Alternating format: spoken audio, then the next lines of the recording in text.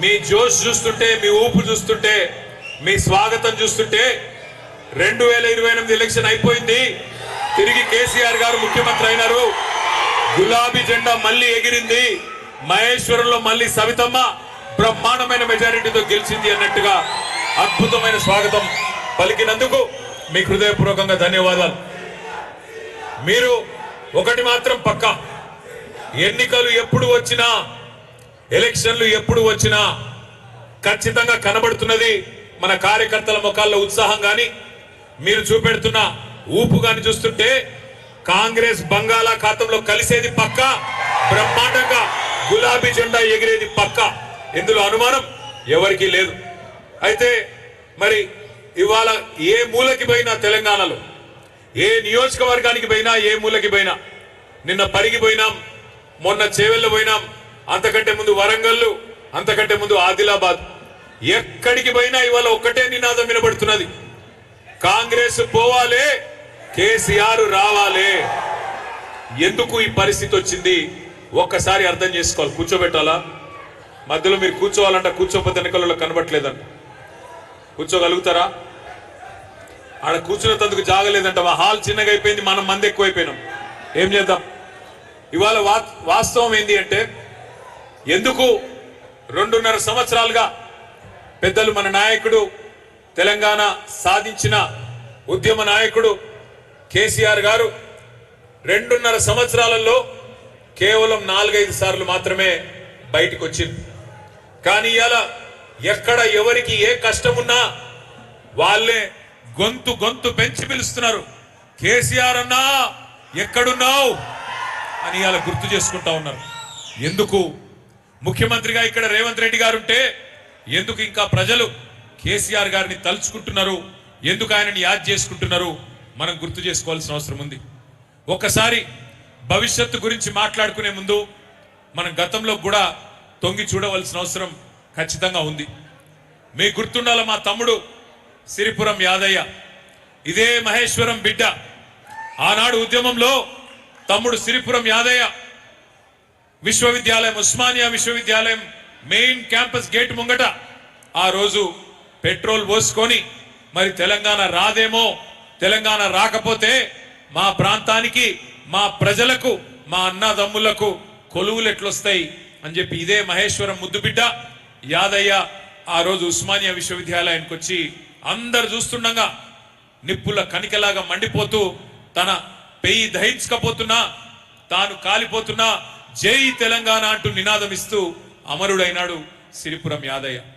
ఒక్క యాదయ్య గారు మాత్రమే కాదు, వందల మంది పిల్లలు ఆ రోజు ఉద్యమంలో ఒక భావోద్వేగంతో నేను చచ్చిపోతానన్న రాష్ట్రం వస్తుందేమో, నేను సస్తేనన్నా కాంగ్రెస్ కళ్ళు తెరుస్తుందేమో అని చెప్పి ఆ రోజు అమరులైన బిడ్డలు, వారందరి స్ఫూర్తిని తీసుకొని, అరే ఇంత కష్టపడి తెచ్చిన రాష్ట్రం, దీన్ని మనం తెరలు కానియొద్దు, పాడు కానియొద్దు, మరి నవ్వెటోళ్ళ ముంగట జారి పడద్దు. యాదికుండాల మీ అందరికీ ఎన్ని మాటలు అన్నారు మన నాన్నాడు.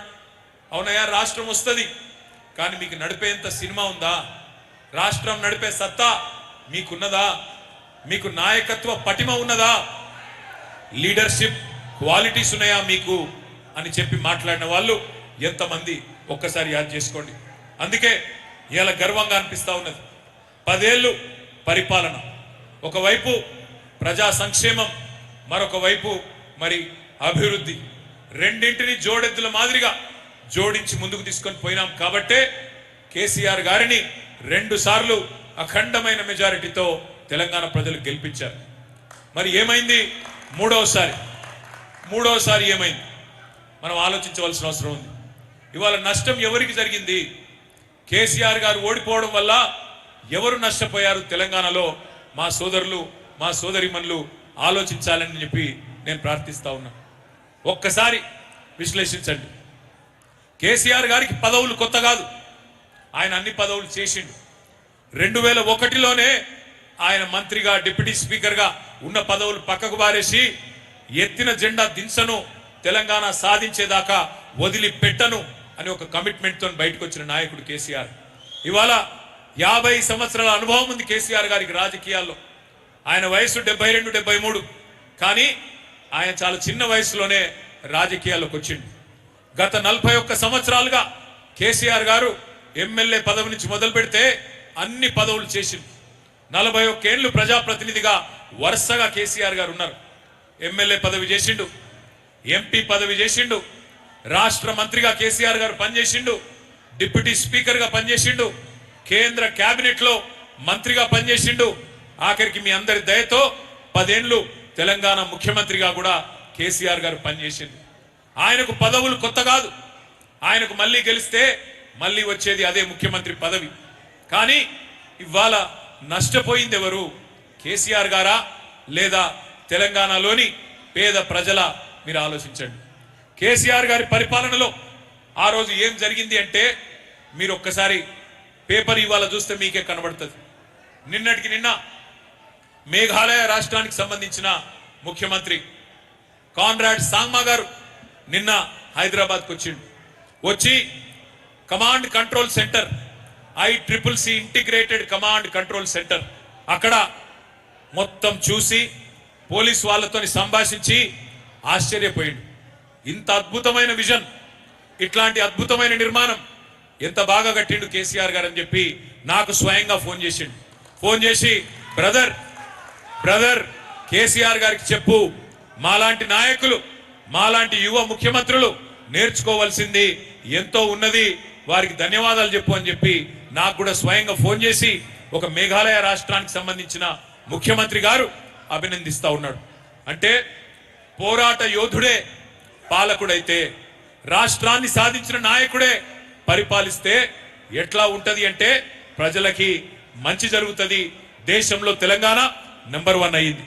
కానీ ఇవాళ అన్ని రంగాలలో ముందుకు దూసుకొని పోతున్నాం రాకెట్ వేగంతో అనుకునే టైంలో దురదృష్టవశాత్తు మళ్ళీ మన పొరపాటో గ్రహపాటో ఇవాళ ఒక తెలంగాణ ఉద్యమ ద్రోహి, తెలంగాణ వద్దన్న నాయకుడు ఇవాళ ఈ రాష్ట్రానికి ముఖ్యమంత్రి అయి కూర్చుని ఉన్నాడు.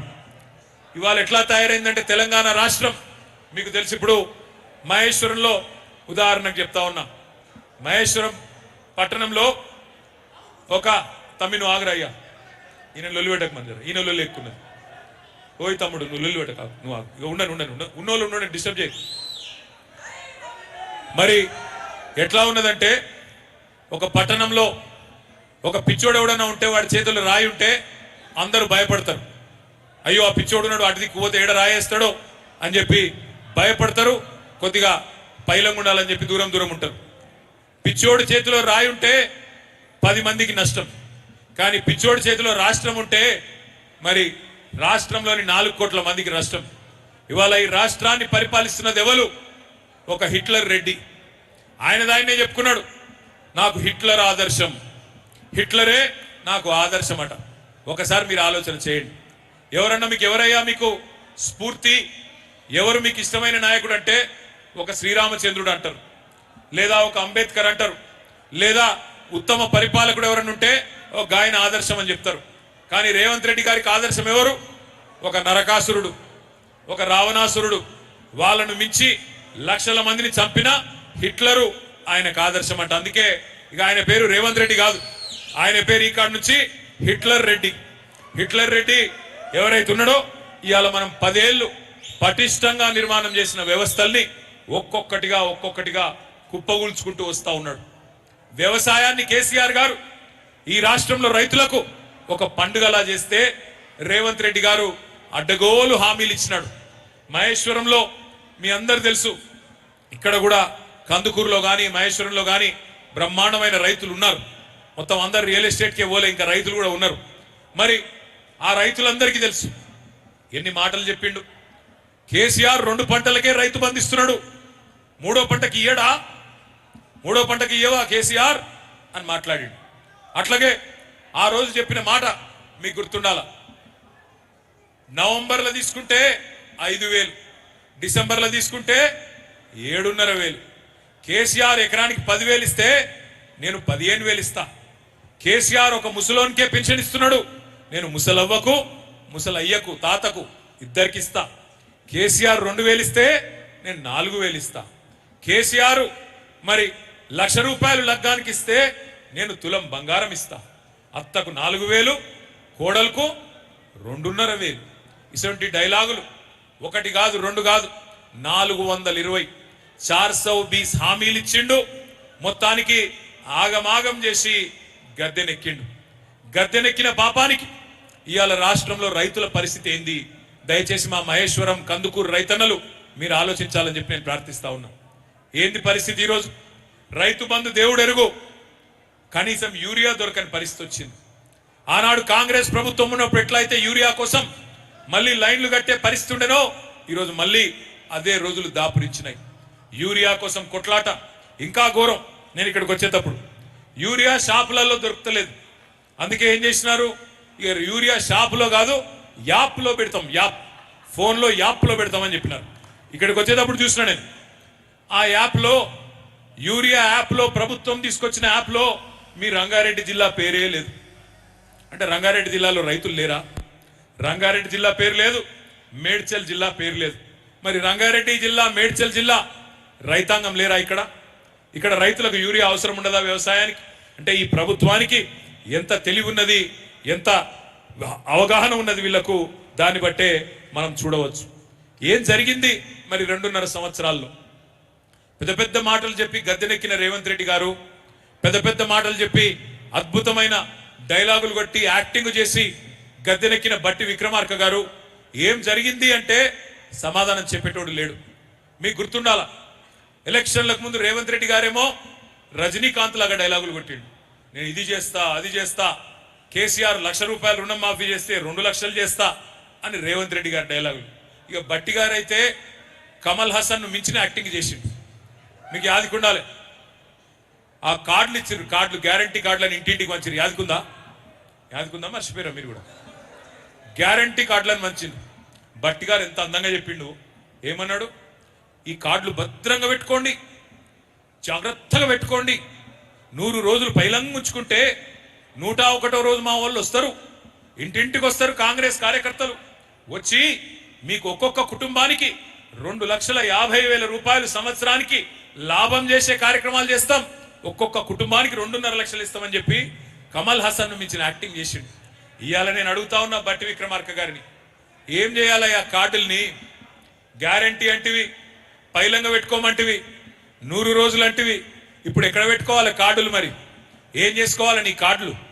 నాలుగే గీకేసి పాడేయడానికి కూడా వనికిరావు ఆ కార్డులు. అసలు కార్డులు ఇచ్చి మోసం చేసి గద్దెనెక్కిండ్రు. కానీ ముఖ్యమంత్రి గారిని అడిగినాం అనుకో గట్టిగా, అయ్యా ముఖ్యమంత్రి గారు 100 రోజులు అంటివి కదా, 100 రోజుల్లోనే 5 లక్షల భరోసా కార్డు అంటివి, విద్యా భరోసా కార్డు, రైతులకు 15,000 అంటివి, తులం బంగారం అంటివి, నెలకు 2.5 అంటివి, ముసలోళ్ళకు 4,000 పెన్షన్లు అంటివి, ఎస్సీ ఎస్టీలకు మొత్తం అసైన్డ్ భూముల పట్టాలు ఇస్తానంటివి. ఏమైందయ్యా నీ 100 రోజులు అంటే? కొత్త డైలాగ్ నేర్చుకున్నాడు రేవంత్ రెడ్డి గారు. ఏమంటున్నాడు ఇప్పుడు? ఎంత కండలు తిరిగిన పైల్వాన్ అయినా